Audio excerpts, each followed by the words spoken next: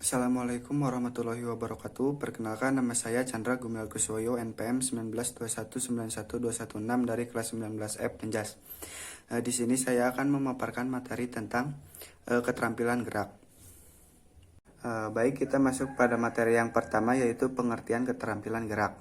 Keterampilan gerak adalah kemampuan seseorang untuk melakukan suatu tugas gerak secara maksimal sesuai dengan kemampuannya. Keterampilan gerak pada setiap orang berbeda-beda. Banyak faktor yang mempengaruhinya, antara lain faktor tingkat usia, pengalaman gerak. Sifat dasar dari sebuah keterampilan adalah memaksa seseorang pelajar untuk lebih membuat pertimbangan ketika merencanakan belajar dari pengalaman, untuk membantu praktisi memahami sifat dasar dari keterampilan gerak. Beberapa sistem klasifikasi atau taksonomi telah mengembangkan keterampilan gerak dari beberapa unsur umum. Pengertian yang selanjutnya yaitu pengertian belajar gerak adalah belajar suatu proses yang dilibatkan dalam melakukan gerak dan menyaring atau seleksi suatu keterampilan motorik tentang apa yang menjadikan penghambat gerak tersebut. Studi yang terkait belajar gerak yakni motor kontrol yang melibatkan sistem saraf, fisik, dan aspek tingkah laku tentang pergerakan manusia. Dari latar belakang tersebut, di atas perlu dibuat rancangan pembelajaran siswa di sekolah agar tujuan pembelajaran dan keterampilan gerak yang ingin dicapai bisa terlaksana dengan baik. Nah, yang selanjutnya yaitu klasifikasi keterampilan gerak. Keterampilan gerak adalah kemampuan untuk melakukan gerak secara efektif dan efisien. Keterampilan gerak merupakan perwujudan dari kualitas koordinasi dan kontrol tubuh dalam melaksanakan gerak. Keterampilan gerak diperoleh melalui proses belajar, yaitu dengan cara memahami gerakan dan melakukan gerakan berulang-ulang dan dengan kesadaran. Nah, beberapa pengklasifikasian gerak bisa dibuat berdasarkan sudut pandang, yaitu sebagai berikut. Yang pertama yaitu klasifikasi berdasarkan kecermatan gerak. Keterampilan gerak bisa dikaji berdasarkan kecermatan pelaksanaan gerak. Kecermatan pelaksanaan gerak bisa ditentukan antara lain oleh jenis otot, otot besar, dan ada yang melibatkan otot-otot halus. Berdasarkan kecermatan gerak atau jenis otot-otot yang terlibat, keterampilan gerak bisa dikategorikan menjadi dua, yaitu yang pertama keterampilan gerak agal atau gross motor skill. Keterampilan gerak agal adalah gerakan yang di dalam pelaksanaannya melibatkan otot besar sebagai basis utama gerakan. Yang kedua yaitu keterampilan gerak halus atau fine motor skill.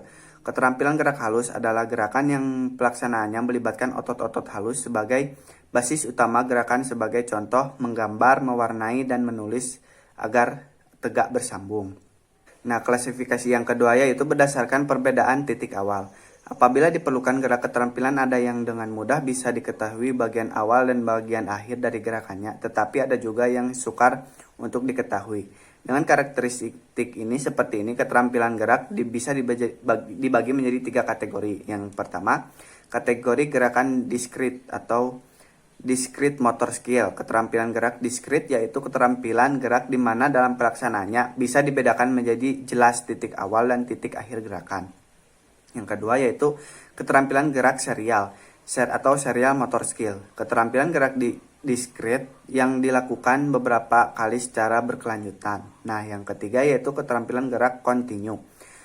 Keterampilan gerak yang tidak dengan mudah ditandai titik awal dan titik akhir dari gerakannya, biasanya dipengaruhi oleh si pelaku dan stimulus eksternal dibandingkan dengan pengaruh bentuk gerakan lainnya. Klasifikasi yang ketiga yaitu berdasarkan stabilitas lingkungan. Di dalam melakukan suatu gerakan keterampilan, ada kalanya pelaku menghadapi kondisi lingkungan yang tidak berubah dan ada kalanya berubah-ubah. Berdasarkan keadaan dan kondisi lingkungan seperti itu, bisa dikategorikan menjadi dua, yaitu keterampilan gerak tertutup atau closed skill.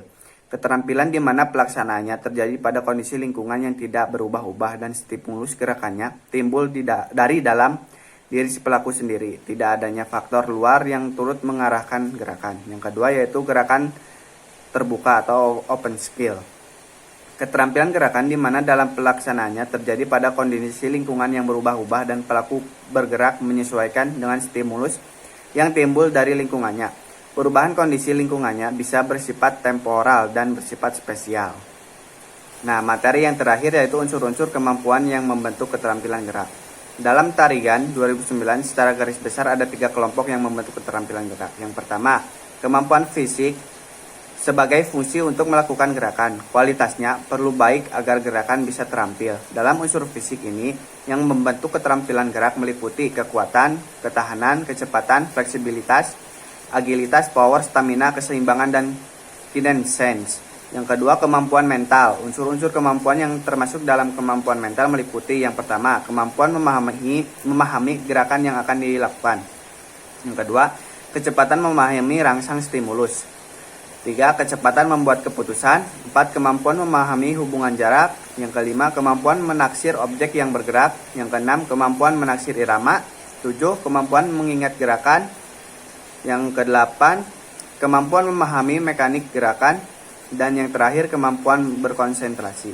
Nah, yang ketiga yaitu kemampuan emosional, kemampuan yang berpengaruh pada saat melakukan gerakan terhadap kualitas penampilannya adalah kemampuan mengendalikan emosi dan perasaan. Jadi kesimpulannya yaitu pada dasarnya belajar gerak merupakan suatu proses belajar yang memiliki tujuan untuk mengembangkan berbagai keterampilan gerak yang optimal secara efisien dan efektif. Seiring dengan itu, Smith menegaskan bahwa belajar gerak merupakan suatu rangkaian asosiasi latihan atau pengalaman yang dapat mengubah kemampuan gerak ke arah kinerja keterampilan gerak tertentu.